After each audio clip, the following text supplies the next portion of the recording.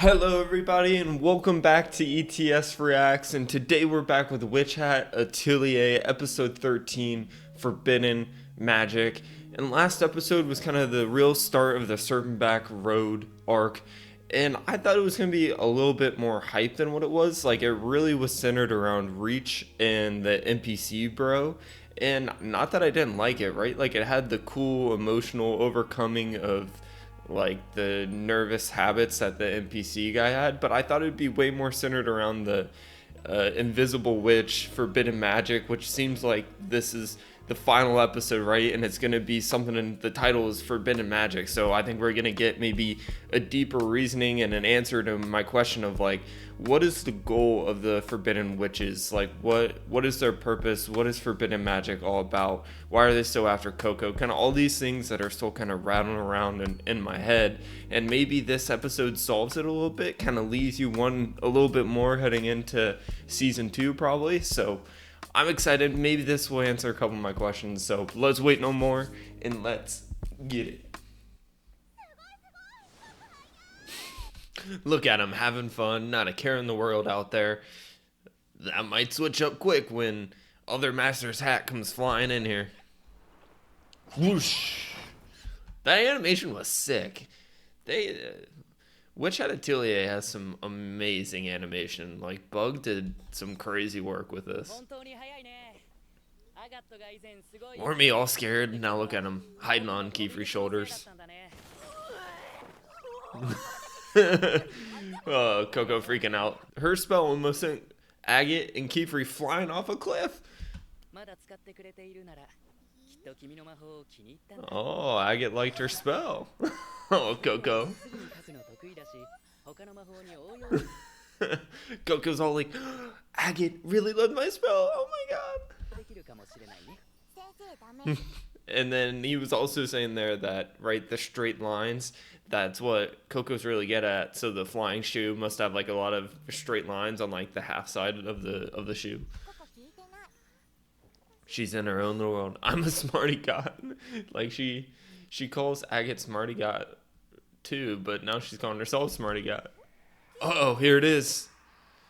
It's like a wind spell on that for like make it like a bird. Uh-oh, Kiefer's freaking out now.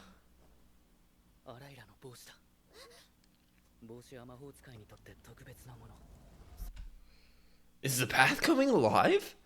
Did the forbidden invisible witch like use a forbidden spell to like make the whole path like come alive like an actual snake now?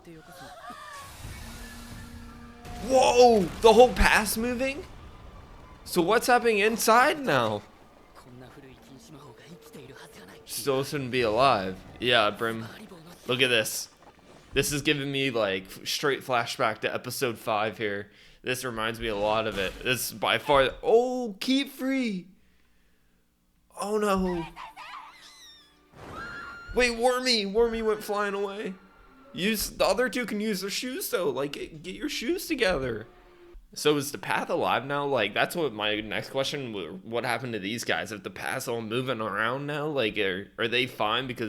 But they're also not like watching where they step anymore, so they could fall off the path. Or does the path still have the water on it? That it was.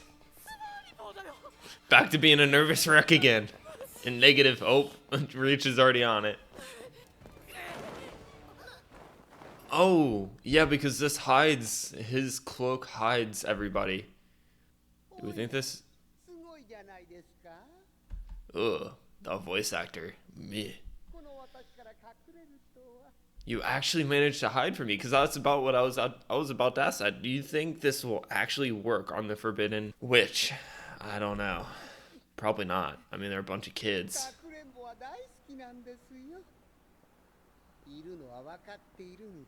I know you're there. Huh. What the hell? They're turning into the... What are they? Gryphones? Is that what they're called? Huh? I'm the only one whose cloak... Oh, so the cloak only works on him, maybe? Oh no! That's the other thing is that that witch can probably still hear sound because I don't think it blocks off sound because he was talking earlier and everything. Yeah, they're effed. They're effed. Who hides himself in darkness. Sinners should hide their nasty little secrets. What a reverse saying, because you're literally invisible. Your whole body is invisible. So aren't you a sinner too? They're trying to use, it's basically a dummy version of the forbidden magic spell. I didn't catch what he was saying.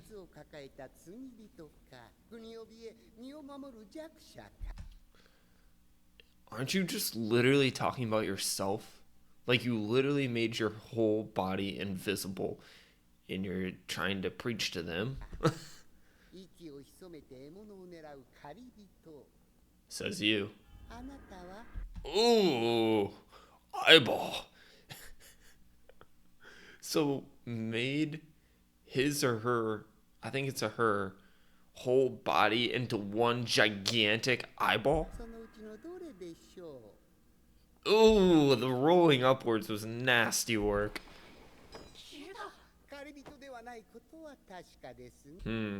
So I think this witch is about to kind of preach what forbidden magic and try to draw NPC bro Agate or Reach over to the forbidden witch's side, which this is definitely what I've wanted answers to this whole season of what their goal is, why are they trying to use Coco, all this other stuff, and kind of figure out their purpose. Because at first I was like, I don't feel like they're bad characters, but as the season has gone on, I'm like, they might start to be more and more bad characters to me. I'm the hunter here. Always gonna suck the cloak off.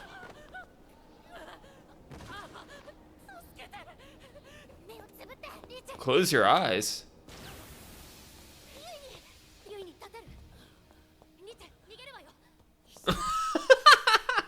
Reach was like, catch us now, you sucker. He's like, now that you can't use your one gigantic eyeball to see anything. That was hilarious. You can stay here and talk to the dust. Watch my feet burn because I'm blowing up dust behind us as we run away. Yeah. But how can the invisible witch fly? Is it because the path just actually doesn't sense that witch's presence because they're literally invisible?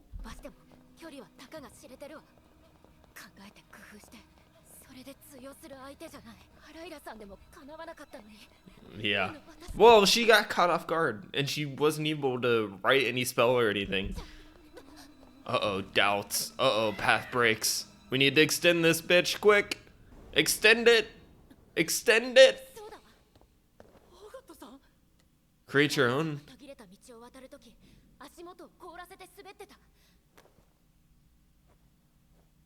Wait, whoa. I need to understand this reasoning. She froze the air under her feet and slid along.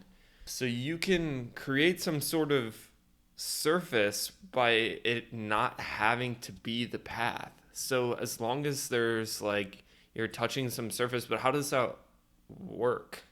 Like you can just use ice and you'd be fine? Like if you could float on water, would it be fine?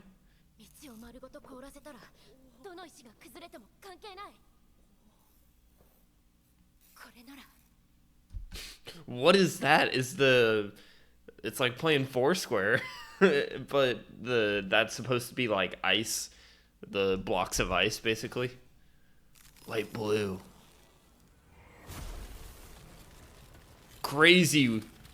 What great animation to make it like scaly like a snake still with the ice.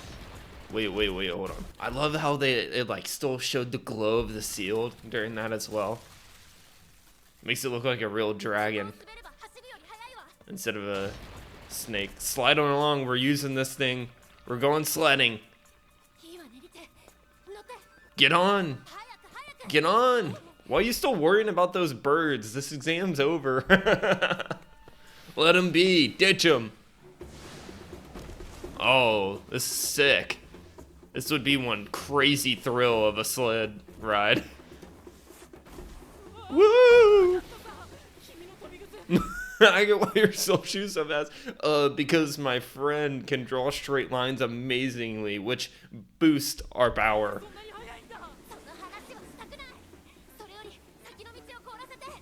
Is he gonna be shaky? Oh no, he's got it with the water, I guess, and then is the bottom of it. See, he wasn't shaking there, but like going through the paper, like you could like be shaky with that too. He wasn't doing that. He's gonna catch up to us. It's a he? Wait, what? Use a wind spell to push us faster. Oh no. Reach doesn't know a wind spell because she refuses to know basic magic. She only knows her own creations, and she hasn't created a wind spell to help us move faster. But does she have another spell that she can help us use?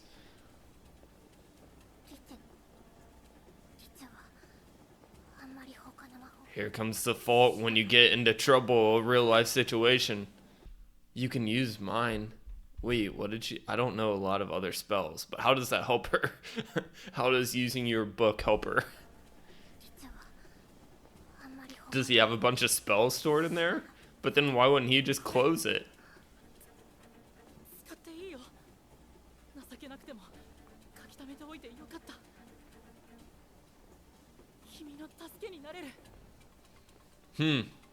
NPC bro might have a thing for reach after this season. I like how it's like the little glitters, like it catches your eye a little bit, but it's not like annoying, and it's trying to show the ice like effect of the anime. He's like, I'm kind of cool, I know. Whoosh, doosh, doosh.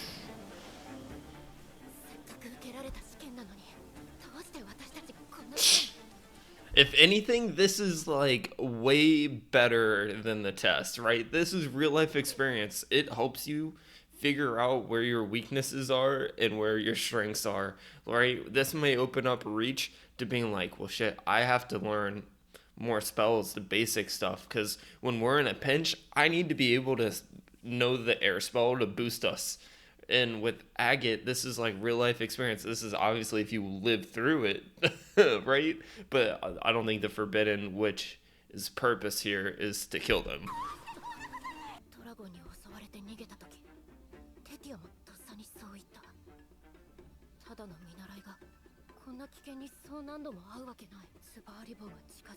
It's Coco. It's Coco.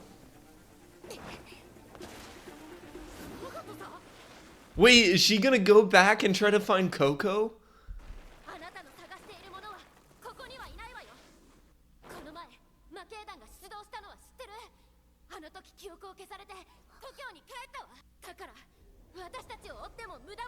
Whoa, I can't believe Agate had the balls to jump off that thing and confront just a straight up lie about Coco.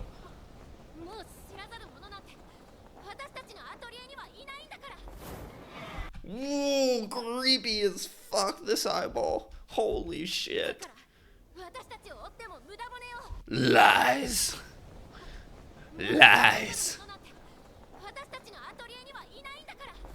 I was not ready for this eyeball. The forbidden magic witches in this show, they just pop off with a different type of aura. The one-eyed, I mean, this one's a one-eyed too. Why are all the forbidden magic witch users all one eyes? Like, it's a little creepy. Pinned her down. Spoken just like an apprentice to those long-time world-class liars. Man, I'm really interested to know the pointed caps. So, I mean, just like the aura that the forbidden witch magic users have, you just think they're evil because you just look at them and all of them are like unique, and they kind of creep you out a little bit the way they pop off with their aura. And by the way, the animation of this face to show the terror of Agate is unbelievable. How well Bug did with this. And I do think the pointed cap society is a bunch of liars, a bunch of frauds, but I also kind of understand their logic behind it a little bit with like forming the earth, right? Like you have these amazing creations like the Tetia mountain range, or not the Tetia, the Tata mountain range maybe. I'm kind of blanking on what it was, but amazing creation. But at the same time, if you don't regulate that, then the whole world could just become a craze, right? And that's where I'm trying to find the line of like, are pointed hats or forbidden magic? And I'm like walking the line, and I feel like I'm zigzagging back and forth through this whole season, just like the Serpent Back Road. A persuasive deception from the student of a liar. So does this forbidden magic witch user know Kiefer? Because Kiefer goes like me too, like all over the place between the forbidden magic and pointed cap society line, and that's why I feel like he's kind of outsider, a shunned of the pointed cap society. Do something! Help out Agate! Wait, why is Agate blocking them? Or is that the forbidden magic? I'm also really interested in of how the forbidden magic users are able to do magic without writing. Like how do they do it? Because I mean, we know like there's the rings where you put stuff together, but I haven't seen a single forbidden magic witch user write or like have some sort of trap. Who fear their own power.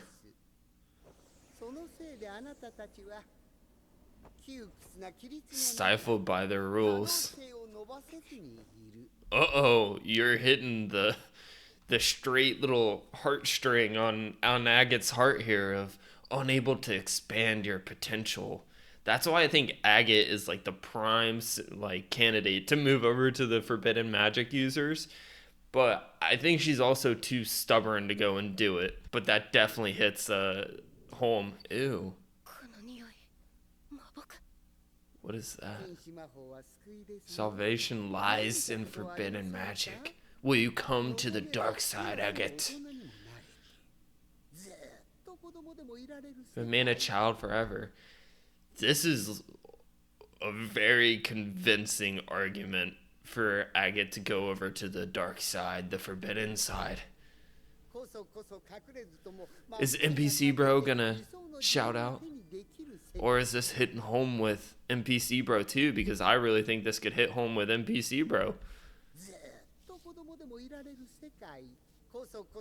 Or hitting home with all of them. That's why they're like, how does this forbidden magic witch user know how to pull the heartstrings of every single student here? Research?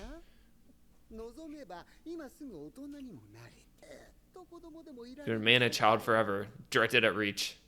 You don't have to hide your spells. Directed at NPC Bro. Your ideal self. Could fly without using shoes. That's why I'm like, they don't write seals or anything. How do they do this? Of flesh.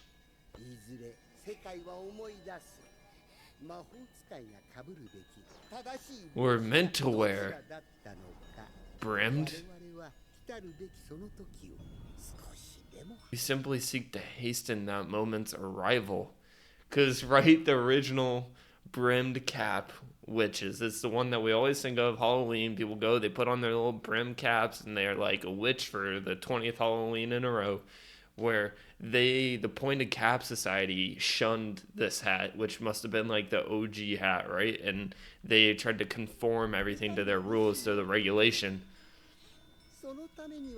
Sacrifices must be made. Well, who are the sacrifices? Kiefer!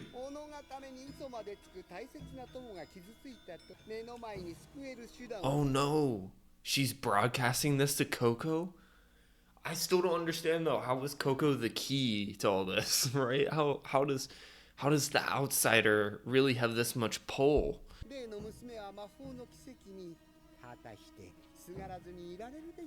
Oh man, no, she definitely wouldn't. She would do anything for them in a heartbeat. Children don't wish to face the test of life, but it's how they learn and grow. Literally what Kiefer was saying to Reach, and it's funny that they go to Reach for this.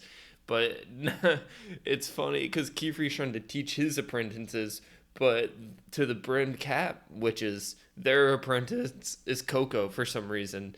And they want Coco to grow and learn from their persuasion, not from Kifri, right? And not that Kifri's this like pointed hat, like perfect sensei, right? Like she's trying to get top from both sides, the brim cap, the pointed cap, and they're trying to see who wins first.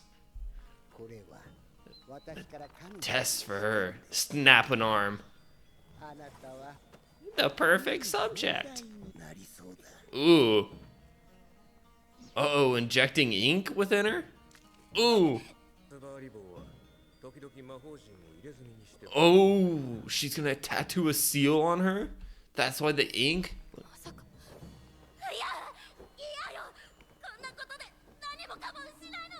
Oh no. Oh! Let's go, reach!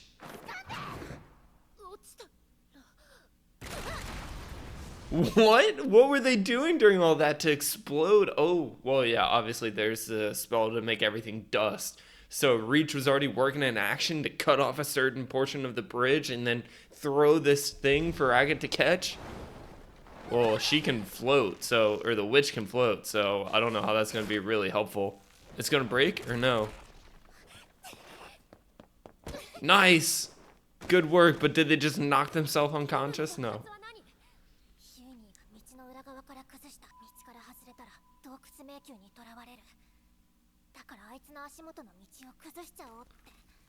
Nice. Now where's NPC bro?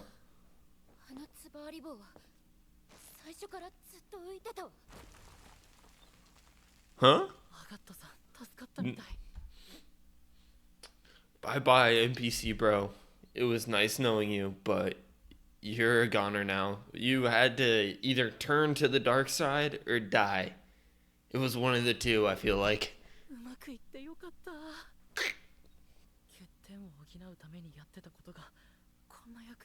Oh no. Oh, he's so happy to die.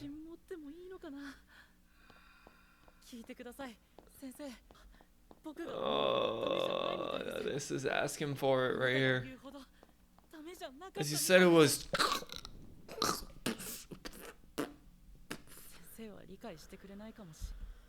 Oh no. He's literally gonna get like stabbed in the back right here.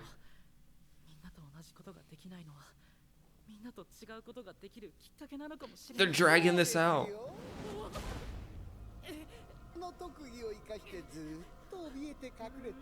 I wouldn't have found you.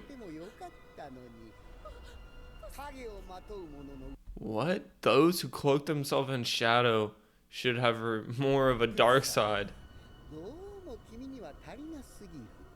What? What the hell? A form you truly wish to hide? This witch is gonna manipulate his whole body? Like he did with his own to make it invisible. Instead he's gonna give him some like horrible new body? No, I think it's because the witch is invisible. So like the spell that was made for this certain back road didn't take into account an invisible person, a one eyeball person.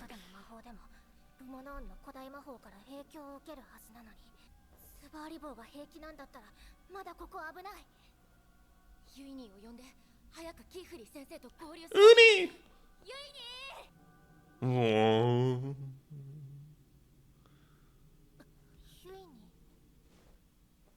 What the hell did they do to him?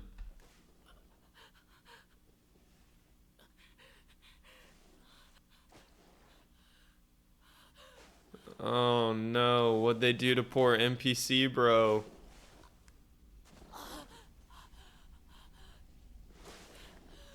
They made him into a werewolf.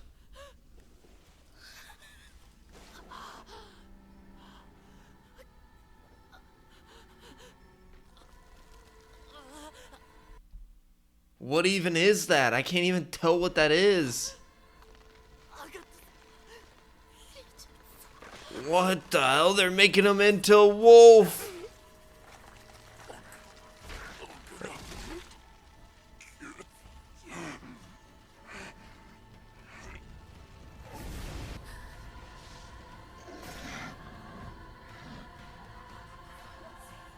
He became the Nine Tails from Naruto. He became the Nine Tails. What the hell is this thing?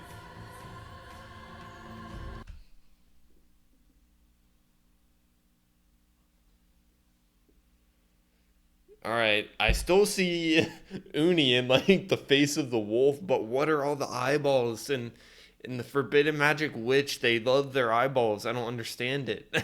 They have like 20 eyeballs hanging off that Nine Tails. Way more than Nine Tails. What is going on? He's just literally a wolf now.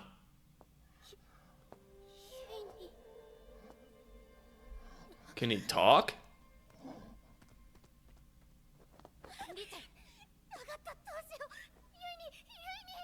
He's a wolf.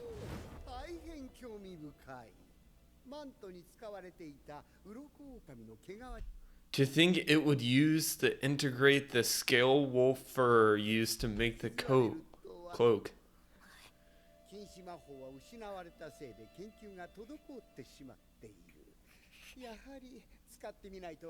Whoa, that's crazy. That Forbidden Magic Witch user is like, I don't know what's gonna happen to you, but I'm just gonna use it to freaking F with them.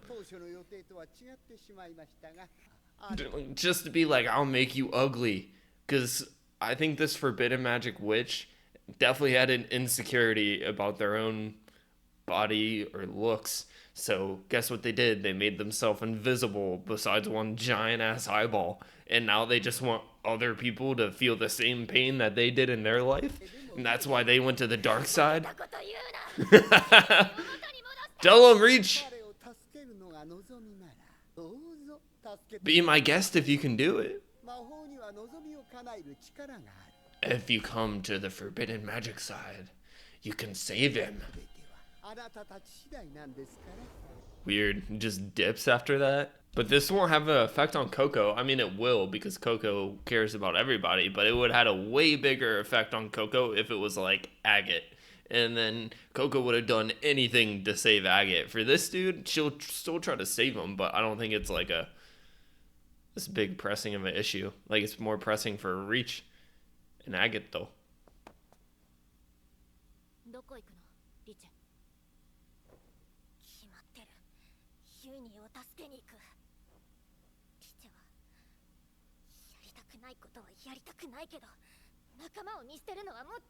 See, Agate is like still so focused on, we have to pass this test. We have to go finish this test. No, this test is blown up since your sensei who's doing the test with you got freaking captured. Like, if you're able to save your friend and take down a Forbidden Magic Witch, that like adds so much more to your resume than just passing a simple test, Agate. No, because Agate wants to finish the test. They're animals, like, no offense, but they're animals. I'd rather go save a human being.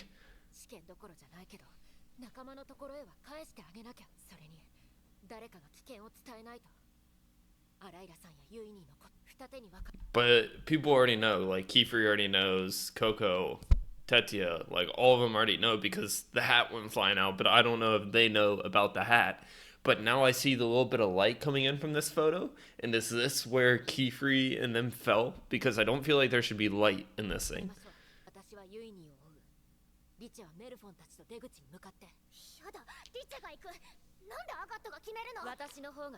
Yeah, and we've already seen the limitation you have. I'm more adaptable. It's the tough truth.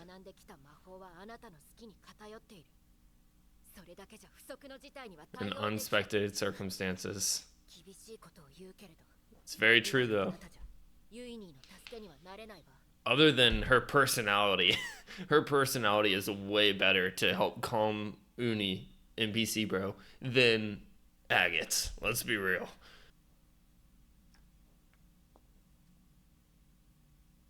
The scales are like so harsh. They're like a big rock. F you, I'm still coming, Agate. Down we go to Kiefer, who had an injury. Wormy! Wormy survived the fall. He's buried in a hole, though, trying to get his little wormy self out.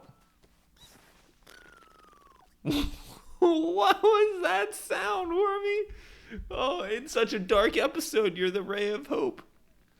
The ray of light. Wormy getting out of a hole. Pulling his head out. Worming his body out. He's like, what happened while I was away in this hole? He's like, oh, thank God I'm alive. Kiefer, Coco. Me? How did they not use their shoes? Like, there's two of them. Use your shoes. You're just flying around in the beginning. Wormy's like, hey, guys, we gotta wake up. We gotta go. Look at Wormy. Me. Wormy. Wake up. Wake up. Kiefer's hurting. He's bleeding out. He's bleeding out. We're in a dark cave. Can we snap back to reality here? A little quicker. I don't like that Coco's the only one that's awake, because it makes me go, Forbidden Magic Witch is just going to swoop in, pick her up, and run off with her.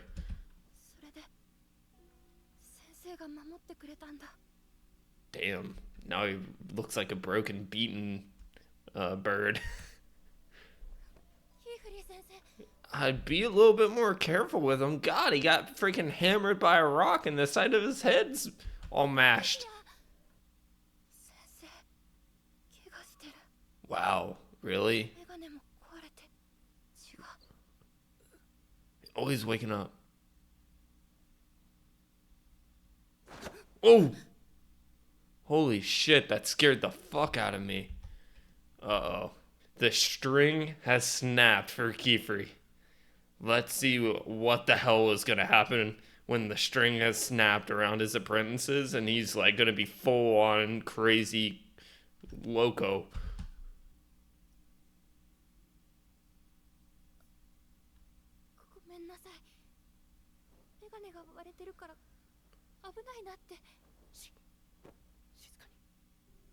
Whoa, this is crazy animation skills right here. And Kiefer's such a complex character. I can never figure him out of like what his true intentions are. Like, he obviously cares so much about all of his apprentices, but then he has this like beef that we just don't know about, other than the forbidden magic witches have taken something away from him. And I think it might be his friends or kind of his family growing up, and that's why he takes in kind of like the hodgepodge of apprentices who are kind of abandoned by their family.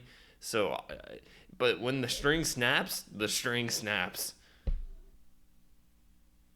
The gold statues are alive of the Romans. They're alive and moving, the gold statues. The people, the Romans, have been alive this whole time? Or did the Forbidden Witch do this?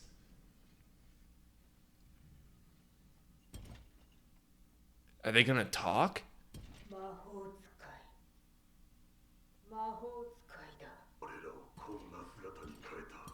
Who changed us into these forms? But weren't you witches too? No?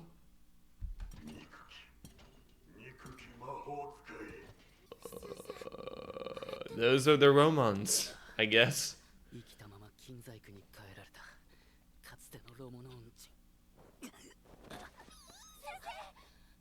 Uh-oh. We need a healing spell.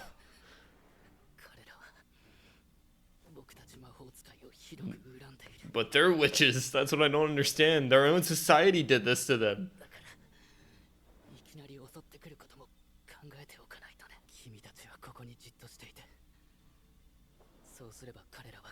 They won't notice you then.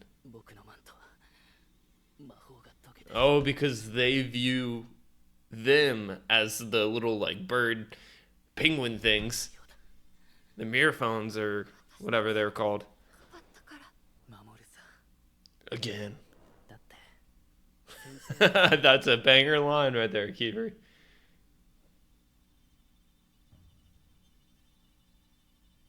No. While Keyfree's off battling the golden statues, Forbidden Witch comes in, swoops Coco. I mean, we only got probably like 3-4 minutes here. Stay close to me while I can't even stand. I can barely get to my 2 feet to fight these statues. You think there's just one spell that you can write just to obliterate all of them? No, the aura. The aura. They're loving this like black-white color animation today. They did it with EUNI, the NPC bro, when he turned into a wolf, but this is more like going into like the manga drawing. No way, that's it?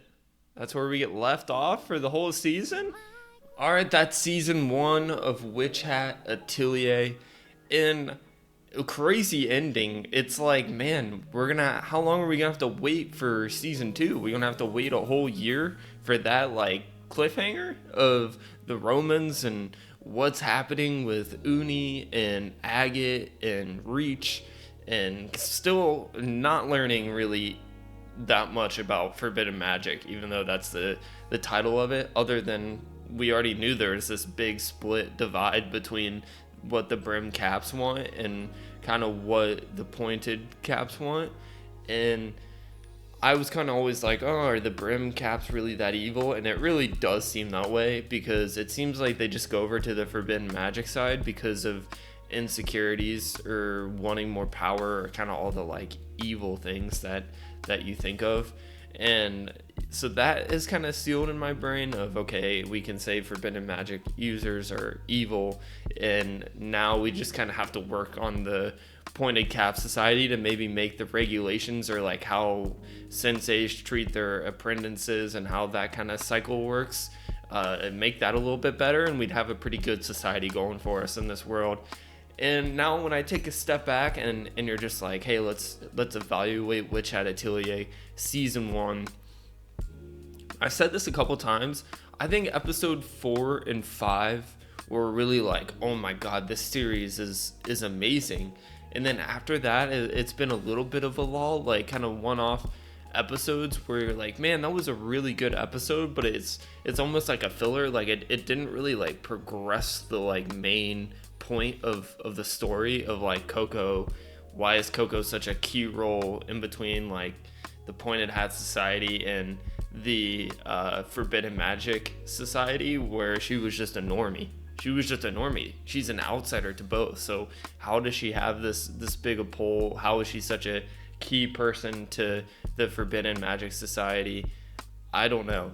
And that's a question we still need solved. But my point is like, we spent 13 episodes, and really 4 and 5 are really peak. I think the ones that are like 9 and 10, and everything else to me was in the like 7 range. But when you take and look at the story itself, like the world and how the author has made this like really cool scenario of like drawing as magic, and the work that Bug Films did on the animation and the complexity of some of the characters are really amazing. And it's what like keeps you drawn into the story in each individual character. But I'm like, man, I would have loved some more episode 4 and 5, and I thought this arc was going to be a lot more peak. And I think it's just like, man, we got cut off at the point where I feel like it's going to peak, right? And now you're just disappointed because you're like, man, no, you're gonna have to wait a year to like resume the peak, when we only had probably like an episode and a half that was peak